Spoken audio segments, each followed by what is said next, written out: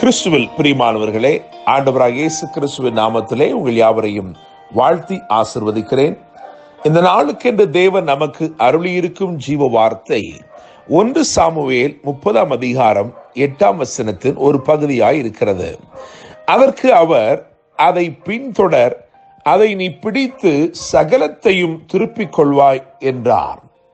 என கேட்கிற தேவனுடைய பிள்ளைகளே, அழுகிறதற்கு பலனில்லாமற் போகும் அளவும் அழுத பின் கர்த்தருக்குள் தன்னை திடப்படுத்திக் கொண்ட தாவீதுக்கு தேவன் அருளின வாக்குத்தத்த வசனம் தான் இது. இந்த நாளிலும் இந்த வார்த்தை தேவன் நமக்கு உறுதிப்படுத்தி இருக்கிறபடினால் நான் நம்புகிறேன், விசுவாசிக்கிறேன், இந்த நாள் நாம் சகலவற்றையும் திருப்பிக் கொள்ளும் ஒரு நாளாக இருக்கிறது.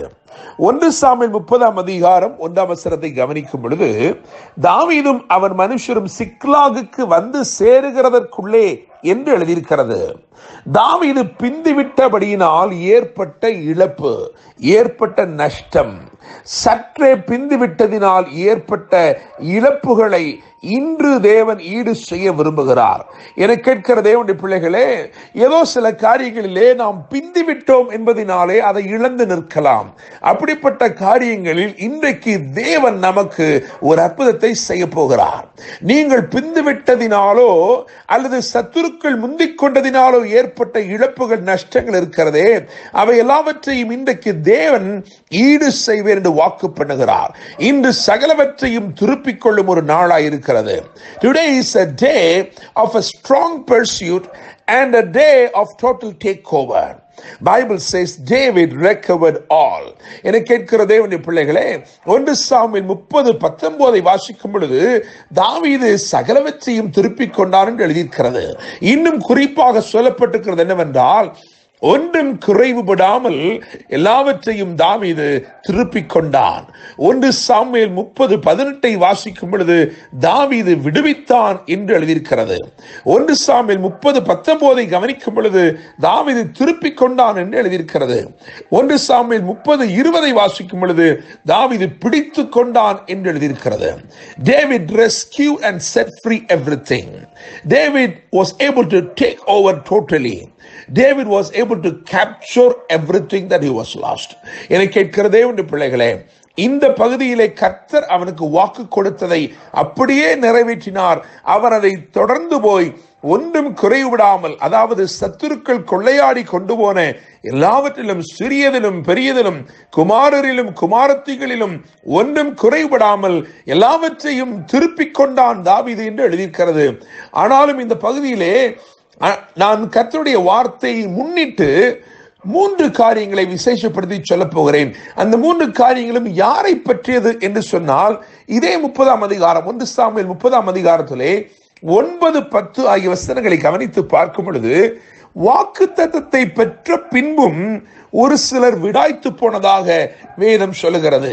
இவர்கள் வாக்குத்தத்தத்தை பெற்றார்கள்.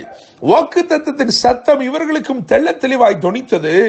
ஆனாலும் அந்த பகுதியிலே, அதாவது வாக்குத்தத்தத்தை பெற்றுக்கொள்ளும்படிக்கு அந்த போராட்டத்திலே தங்களை ஈடுபடுத்த கூடாதபடிக்கு பலச்செய்யப்பட்டவர்களாய் அங்கே எழுதியிருக்கிறது, அவர்கள் பேசோர் ஆற்றை கடக்க கூடாமல் நின்று போனார்கள் என்று எழுதியிருக்கிறது.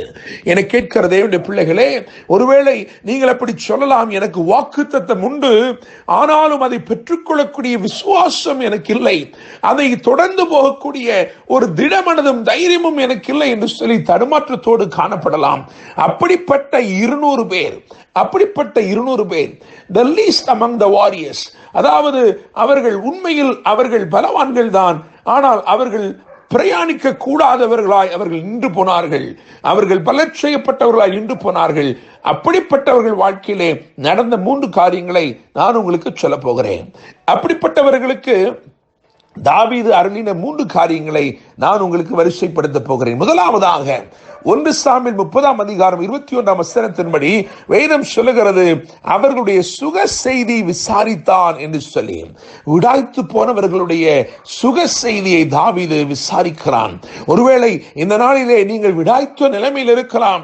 எனக்கு வாக்குத்தத்தம் அருளப்பட்டிருக்கிறது, விசுவாசிக்கிறேன், ஆனாலும் அந்த பாதையில் தொடரக்கூடாதவனாய் நான் நின்று போய் விட்டேன் என்று சொல்லிக் கொண்டிருக்கிறீர்கள். இருக்கிறீர்களோ உங்களை பார்த்து கர்த்தர் சொல்லுகிறார், இன்று அவர் உங்களுடைய சுக செய்தியை விசாரிக்கிறார். நீங்கள் நலமுடன் இருக்கிறீர்களா என்று உங்கள் சுக செய்தியை விசாரிக்கிறார். என கேட்கும் தேவனுடைய பிள்ளைகளே, தாவீது என்று சொன்னால் beloved என்ற அர்த்தம். பிரியமான தேவன் இன்னைக்கு உங்கள் சுக செய்தியை விசாரிக்கிறார். முதலாவது. இரண்டாவதாக 1 சாமுவேல் 30:25 கவனிக்கும் பொழுது அங்கே ஒரு சட்ட திருத்தத்தை கொண்டு வருகிறார். விடாய்த்து போனவர்களை விசேஷப்படுத்தும்படிக்கு ஒரு சட்ட திருத்தம்.